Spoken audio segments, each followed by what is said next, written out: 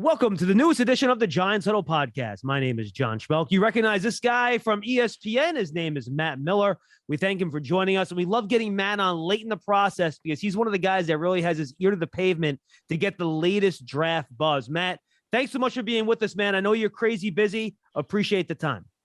Yeah, of course. It's a tradition. I think we've been doing this since I don't even remember when we started. I was back at Bleacher Report. We've been doing this a long time. I know that. It's been fun every year kind of tracking what the Giants are going to do. And as you and I talked about at the Combine, I'm such a huge believer in Joe Schoen and Brian Daboll. So having two picks in the top 10, it's not just fun for you guys. It's actually fun for me as well to kind of see a new direction for this franchise and really see where things are going to go. Yeah, it was fun to catch up with you at the Combine and at the Senior Bowl as well. Just remind the folks, by the way, you can find the Giants Huddle podcast on all your favorite podcast platforms, the Giants mobile app, giants.com/podcast. And if you like this content, make sure you go find Draft Season. That's our draft podcast here. Make sure you go find it, subscribe on a separate podcast platform. Myself, Tony Pauline, Eric Crocker, chop it up on everything draft. Matt, I want to go back to your buzz column from earlier in the week with Jordan Reed that you guys put up. And you had a little note tucked in right at the bottom that you think the Giants really love Charles Cross. And since then, we had Rick Saratella from NFL Draft Bible on. He said the same thing.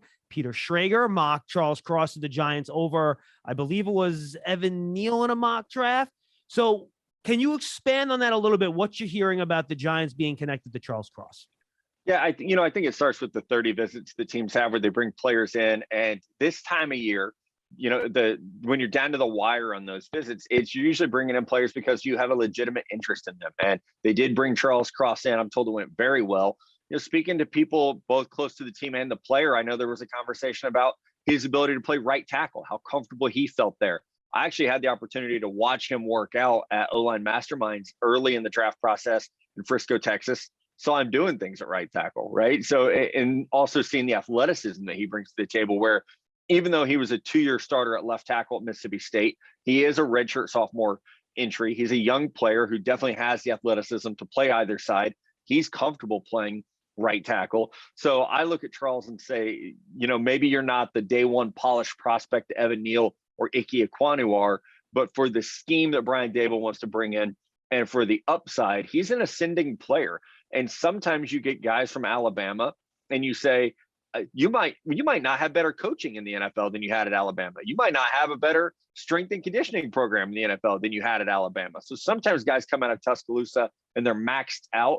I think coming out of that Mike Leach system, a lot of people feel Charles Cross is starting to scratch the surface. So there's definitely a lot of folks on, again, both sides, from player side and from team side, where you hear that connection a lot that he could be a target at 5 or 7 overall. It has been fun to see that I'm not the only one hearing it, because I think I first reported it 2 weeks ago in a Buzz notebook that we put out every Friday and said, I'm hearing a lot of momentum for this player and this team. And it just seems to either picked up from there. So when that happens, you either think like, okay, we're all hearing it because it's true, or we're all either that, or we're all hearing it because the team wants us to hear it. Right. And I guess we'll find out on Thursday which one it was. Yeah. And you were certainly the person I saw it from first, Matt. When you talk to people around the league, how universal is that top 3 tackle ranking, the Neal Ekwonu Cross? Do most teams have him rated the same? Do most teams have him, all in that same pocket? How universal is the analysis from the people you're talking to around the league? The only thing universal is that those 3 guys are the top 3. You'll get a different order. I've probably talked to 12 teams in the past couple of days trying to nail down, final information. Also just trying to, hey, are there any players that are kind of under the radar that I need to be aware of, or medical issues that I need to be aware of? And that is a common thing I ask, is like, hey, where do you guys have the tackles, or where do you have the pass rushers? Where do you have the quarterbacks? Those groups this year that are really closely ranked together, you try to poke and prod to get some of that information. I don't think there is a consensus as to who the top tackle is. I think it varies by team. The New York Giants are going to have a different need than the New York Jets are going to have, or than the New Orleans Saints are going to have. So I think that is one thing that makes this year unique. It's almost a little bit more like 2020, where I loved Tristan Wirfs, but thought he was a right tackle. For teams that needed a left tackle, he was not, as high of a value, but I still loved the player. I feel like this year is really similar, where Ike Ekwonu especially, I think he could be an all-pro guard, could be a really good tackle. Charles Cross, we talked about, There's some positional versatility. Evan Neal, there's also positional versatility. With Evan, one of the biggest questions is, which player are we getting? Because he's a guy who was 360 pounds at times at Alabama. He got down to 337 for the combine, looks great, and has stayed at that spot. But I do know it is something teams are worried about is, okay, when it's not the pre-draft process, when you're not in the honeymoon phase, is he going to put some of that weight back on? How do you keep him locked in and conditioned, basically? You mentioned the pass rushers, and I think that's interesting too. You basically just said they're not uniform. So I guess I'll go this way, because I feel like Hutchinson and Walker have kind of elevated themselves generally as the top two. Do you think that's fair before I move on to the second part of this? Yeah, that's fair. Yeah. How far, or maybe not at all, is Kayvon Thibodeaux sliding just a little bit maybe out of the top five? Yeah. What do you think? Is that team to team? Is that overblown? What are you hearing? I do think it's team to team. And he is the player that, if you could read my text messages, he is the player I'm asking the most about as we get to the end of this process. Because as you know, John, teams are going to be a little more forthcoming this time of year, especially teams that feel like they don't have a shot at that player. If you're drafting in the teens or 20s, you're going to speak pretty freely about Kayvon Thibodeaux because he's going to be off the board. So one thing I heard this morning from someone who's very high up with the team that will not have a chance to draft him is that this person got back to me and said, hey, we're not worried about it. He cares about his brand. He absolutely does. He's a marketer. He cares about the opportunities football can set up for him, but he's not a bad person. He's not a bad character player. He doesn't have bad football character. He just does care about his off-field stuff. And for some people, that will rub them the wrong way. This particular team is comfortable with Thibodeaux. Again, they won't have the opportunity to draft him. Maybe it's easier to be comfortable with him because of that. But I do think it will be team by team. Just like, you and I could sit in a room and talk to a person and have completely different view on if we want to trust them. When you make a pick in the top five, you're betting your job, you're betting your coach's jobs, your scout's jobs, your secretary's job. Like, you're betting a lot of jobs on that pick. You want to get it right. It's not just about the money. It's about all of the people they impact and the domino effect of that. So I think with teams that are considering Thibodeaux, whether it's the Texans, the Jets, the Giants, you have to be comfortable with that. I've done the legwork where I would be comfortable with it if I were in that war room on Thursday night, if I were the Jets or the Giants, to say, hey, I believe that this young man wants to be great. I believe he does love the game of football. We saw that when he came back this year after he got hurt in week 1. He came back. We've seen before guys get hurt, but Nick Bosa got hurt and probably could have come back that season. Decided not to. I don't remember him getting crushed for it. But Thibodeaux decided, hey, I will get back on the field. I will try to work, my team to win a conference championship, to make it to the Rose Bowl. And I think he deserves as much credit for that as he kind of does the question marks, about, oh, he cares about his brand. It's 2022. I think almost every player cares about their brand now. And then let's talk about the other guy, Derek Stingley, who I think is really a wild card here, Matt. Daniel Jeremiah reported the other day that he suffered that Lisfranc injury in August and tried to play through it in that UCLA game at the start of the year. So what does that say about the kid, right? That he tried to play through my understanding is those Lisfranc injuries are extremely painful, that he tried to play through that thing. How universal is Sauce ahead of him for teams, or has Stingley made some progress back as coaches and teams look at that 2019 tape and just fall in love?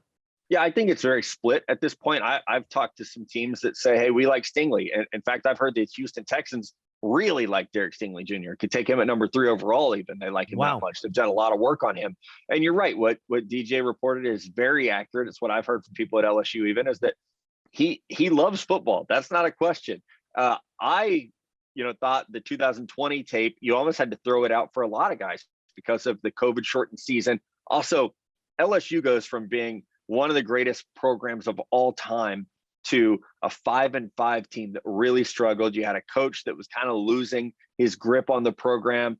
And I think it's understandable. Hey, some guys didn't play as well as they did the year before. They also weren't surrounded by, a ton of as much talent, to where teams just weren't throwing at Stingley. Of course, he's not going to have 6 interceptions. He was still an All-American. So I am a fan of his, John. I think, the Lisfranc injury is really my only concern. And it seems like from the pro day, he's fine. He's ready to go. And he should be a top 5 pick. The only reason he won't be is if teams value the offensive tackles and the pass rushers ahead of him. But some team will get an absolute steal if he does slide in the draft. Just look at Damone Clark and Neil Farrell's tape from 2020. It was bad too because that defense was Absolutely. a mess, and it was much better last year. 100%, I'm with you on that. So how likely do you think that a non-pass rusher and non-offensive tackle goes in the top 4 then before the Giants go at 5? I would be surprised. I think the Jets are a bit of a wild card where Joe Douglas could go with a corner like a Sauce Gardner or Derek Stingley Jr. They could surprise us and go wide receiver, although I think they'd be smarter to wait until pick 10 to do that. No, part of my job is to try to get to know these general managers, either with a personal relationship or get to know someone close to them so that you can kind of get some intel into what they're doing. Having said that, it's very difficult for me to believe that we look at how talented this offensive tackle class is and how talented this pass rusher class is and think that Joe Douglas, of all people, is going to pass on being able to build in the trenches. That is just not the Joe Douglas that people know. So it would surprise me if he went corner or wide receiver at 4. I also, Robert Saleh had a ton of success in San Francisco without spending premium picks on corners. We'll see if that's a philosophy that he brings to New York or not. But I do think the Giants are in a great position. Even if it's Aiden Hutchinson at 1, Trevon Walker at 2, the Texans and Jets really can't do anything that should throw off the Giants strategy, because you either take the best right tackle available or the best defensive end available, and the board will fall to where one of those, whether it's Thibodeaux or Charles Cross, Ike Ekwonu, someone's going to be there that's a really good value. Yeah, no question. And then at 5, Joe Schoen said this at his press conference the other day. He's playing the game of, what are the Panthers going to do at 6? Can I wait on somebody because they might take them? Absolutely. I know they've done all the work on the guys, Matt. So my gut tells me they're not taking a quarterback. What are you hearing? And if they don't go quarterback, is that definitely one of the tackles there?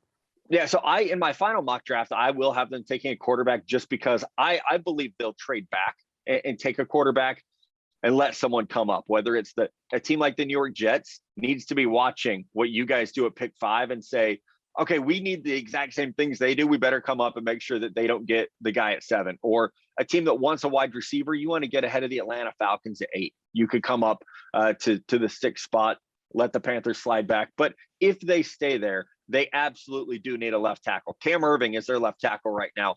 And I mean, no disrespect to him. That's not going to get it done. No, not a left tackle, right? He's a swing guy. And so I do think that also as a team, they have pick 6 and that pick 137. They got to do something, right? And they do have a lot of holes. I would argue Sam Darnold is a better quarterback than Cam Irving is a left tackle.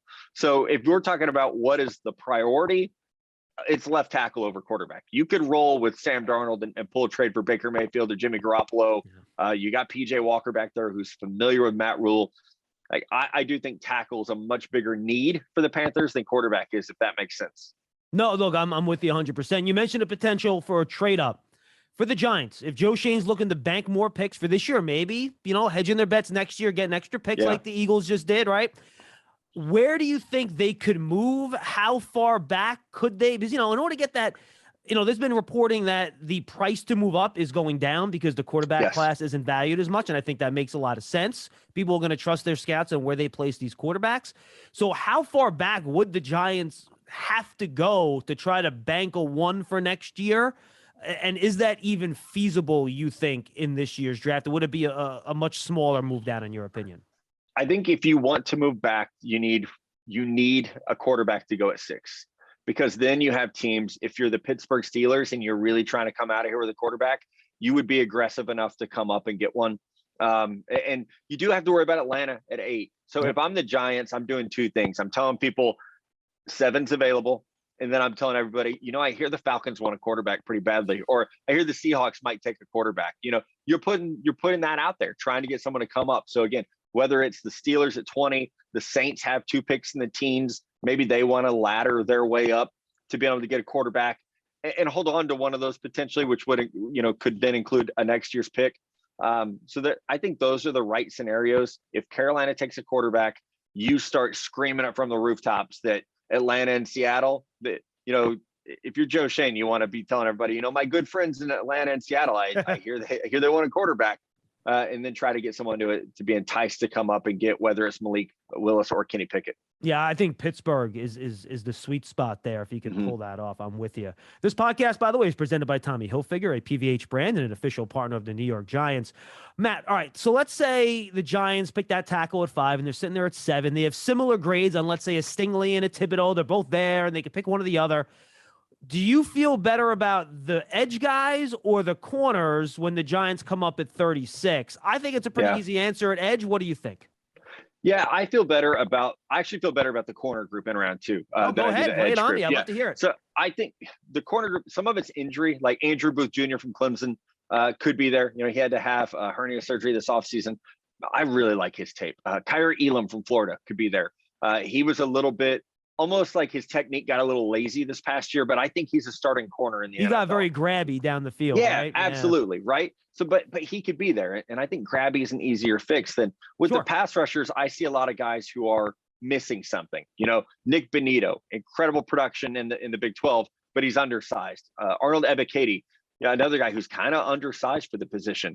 And I think they both project as more role players than starters, and so I look at the corner class in the 30s, you can get starters. The pass rusher group, I think you're betting on players who are maybe like -1 trait. Boye Mafe from Minnesota, a guy who played like 40% of snaps there. Now he was productive when he was on the field, but you have to wonder, why were you a rotational player at Minnesota where it's not Georgia, where they're rolling them out left and right to the point that Jermaine Johnson has to transfer, right? It's not like that. So I would rather go edge at 7 and corner at I think 36 or 38, wherever they're at in round 2, 36. and look at it that way, because I do think someone like Booth Jr., Kyrie Elam, Roger McCreary, maybe Kyler Gordon. I think the depth at corner is a little bit better this year. Now the risk you run as teams in the 20s, Buffalo and Kansas City could definitely thin out that corner market a little bit, but it feels like corner, we've got Sauce and Stingley are going to go early.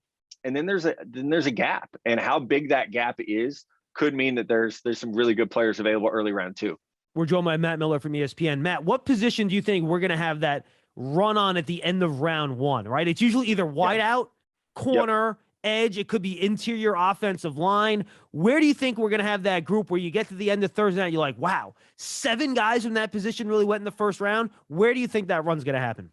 Yeah, wide receiver, without a doubt. I think you get past, we expect Garrett Wilson, Drake London, probably Jamison Williams to go in the top 17. Sure. But then after that, like New England could take one at 21. Green Bay could take one at 22.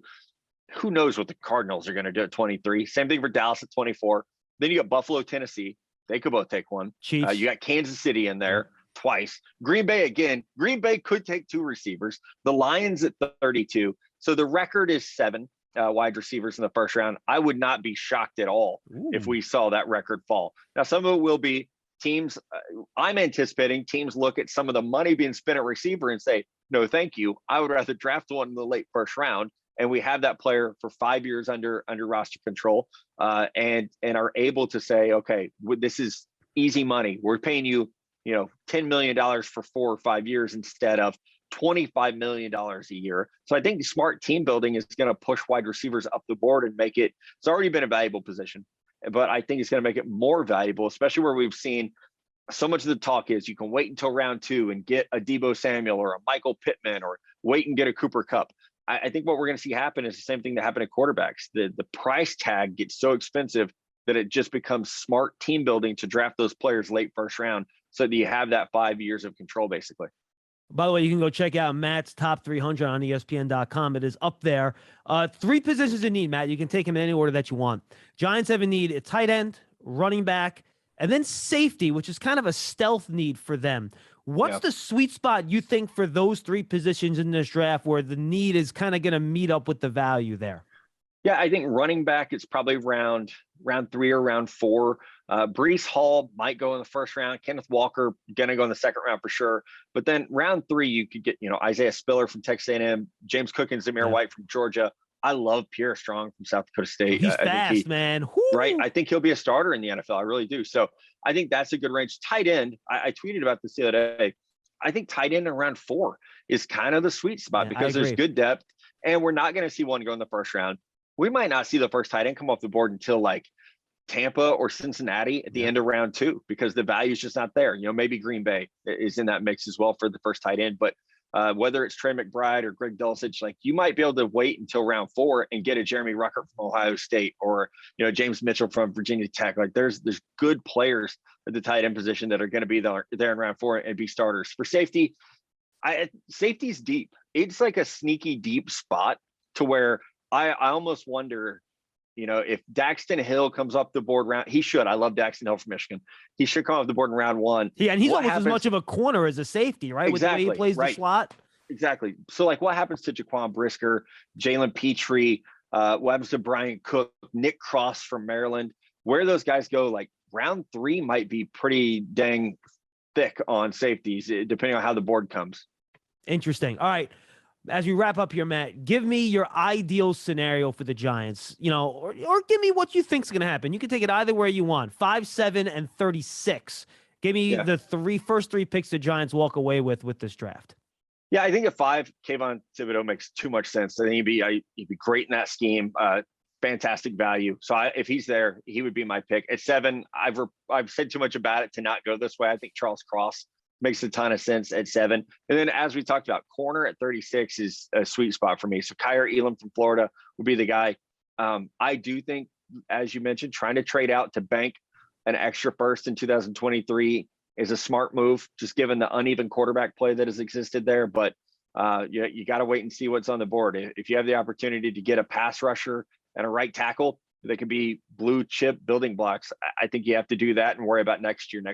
And by the way, you mentioned you were calling around. Who's the guy that we should be talking about, but that we're not, that maybe NFL teams like in these later rounds that might surprise people? Oh, wow. That's a great question.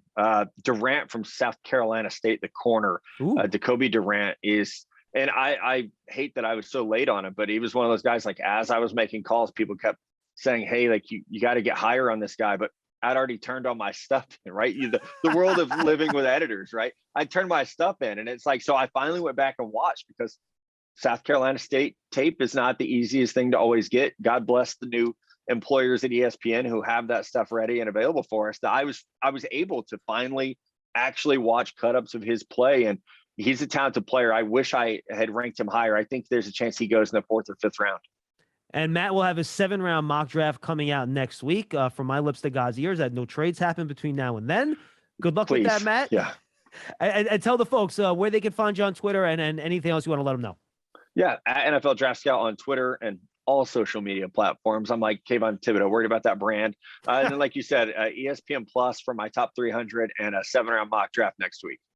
Make sure you check it out, Matt. Always a pleasure. Like, I think we've been doing this for 7-8 years now. It's always great to talk to you. Thanks so much. And congratulations on being full-time at the mothership. We'd love to see on all the programming, NFL Live, Get Up, and everything else you're doing. Congratulations. And we'll talk to you down the road. All right. Thanks, John.